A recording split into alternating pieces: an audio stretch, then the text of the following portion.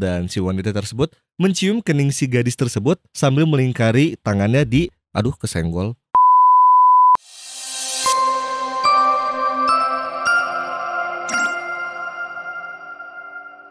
Assalamualaikum warahmatullahi wabarakatuh. Sahabat Quranku Surgaku Indonesia dimanapun kalian berada, puji syukur kita panjatkan kehadirat Allah Subhanahu wa Ta'ala. Mudah-mudahan teman-teman yang menonton video ini sedang dalam keadaan sehat walafiat. Amin ya Allah ya Rabbal Alamin. Alhamdulillahirabbil alamin. Teman-teman semuanya di luar lagi hujan deras nih, jadi mohon maaf kalau misalnya suaranya masuk ke dalam mikrofonnya, karena ya mau gimana lagi, Ikyusan tinggal di kota hujan alias Bogor. Jadi ya tiada hari tanpa hujan.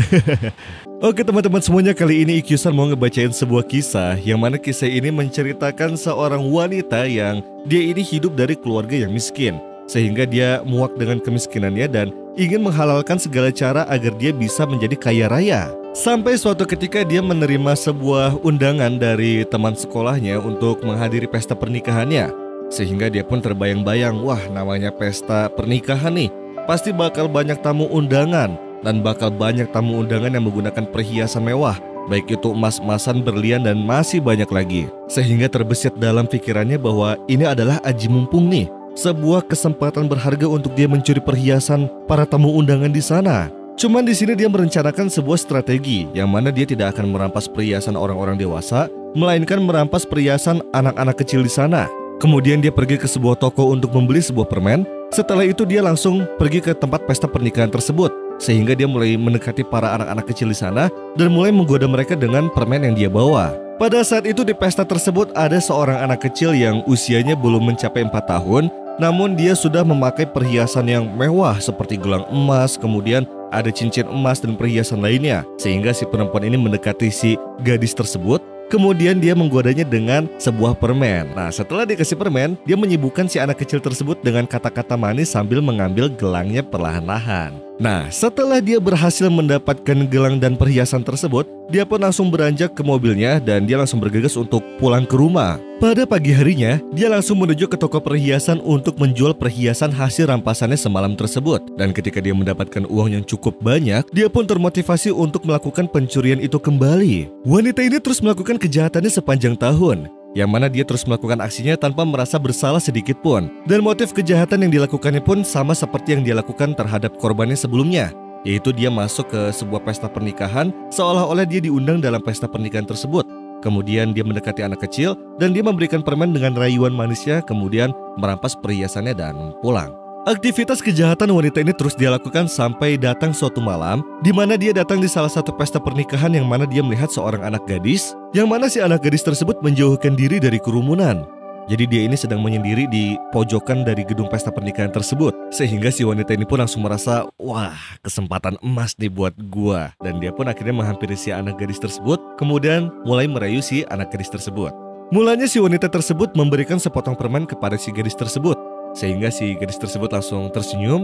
Kemudian ditanyalah oleh si wanita tersebut, siapa nama kamu? Dan setelah ditanya namanya, si anak gadis tersebut langsung menjawab bahwa namaku Asjan dan aku kelas 4 sekolah dasar di Sekolah Al-Siddiq Abi Bakar dan aku dipenuhi dengan segudang prestasi. Mendengar dari jawaban si anak gadis tersebut, si wanita itu pun langsung berkata bahwa mendekatlah padaku agar aku bisa memberikan ucapan selamat dan ciuman di keningmu. Dasar ini orang modusnya bisaan banget ya. Sehingga akhirnya si anak gadis tersebut menghampiri si wanita tersebut dan si wanita tersebut mencium kening si gadis tersebut sambil melingkari tangannya di... Aduh, kesenggol.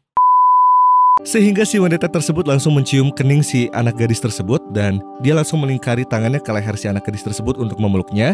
Dan sambil memeluk dia pun langsung membuka kalung liontin yang dipakai oleh si anak gadis tersebut. Menyadari bahwa si wanita tersebut akan mencuri kalungnya, si anak gadis tersebut langsung memberontak. Dia pun berkata kepada si wanita bahwa jangan curi kalungku, karena aku adalah seorang anak piatu. Dan kalau misalnya kalungku ini dicuri, maka tidak akan ada yang membelikanku kalung lagi. Merasa kagum akan perkataan si gadis tersebut, akhirnya si wanita ini pun menarik tangannya. Kemudian karena dia sudah tidak mempunyai hati nurani, dia pun langsung berkata kepada si gadis bahwa aku hanya ingin melihat kalungmu, karena aku ingin membelikan yang serupa untuk anakku di rumah. Akhirnya si anak kecil yang polos itu pun memberikan kalungnya kepada si wanita tersebut dan dia tersibukkan oleh permen yang diberikan oleh si wanita tersebut. Merasa bahwa dia telah berhasil mendapatkan kalung tersebut, dia pun langsung pergi keluar dari gedung pesta pernikahan dan dia pun langsung pulang ke rumahnya. Sesampainya di rumah, si wanita tersebut langsung membaringkan tubuhnya di atas kasur dan tak lama setelah dia tertidur, tiba-tiba dia memimpikan si anak gadis tersebut. Yang mana si anak gadis itu berkata sambil menangis kepada si wanita tersebut. Yang mana si anak itu berkata bahwa, "Tolong kembalikan kalungku.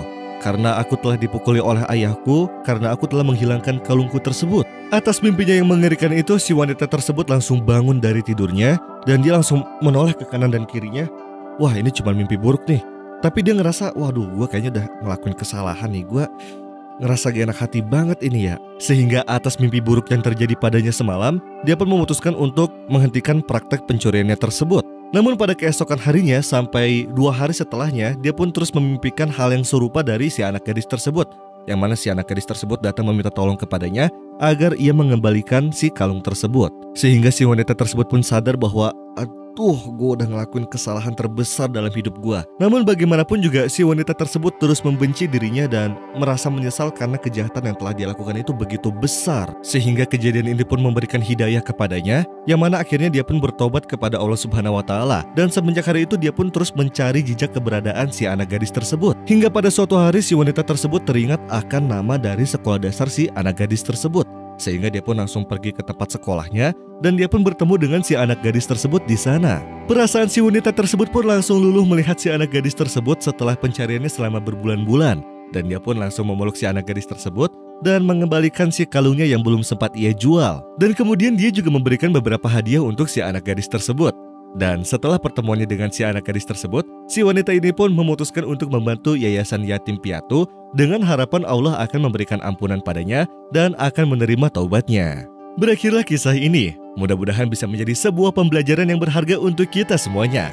Karena mau gimana pun juga, sejahat-jahatnya manusia pasti punya sisi kebaikan dalam hatinya. Begitu juga dengan kita, yang mana kita pasti akan merasakan yang namanya kegelisahan ataupun kecemasan tatkala kita melakukan sebuah kesalahan.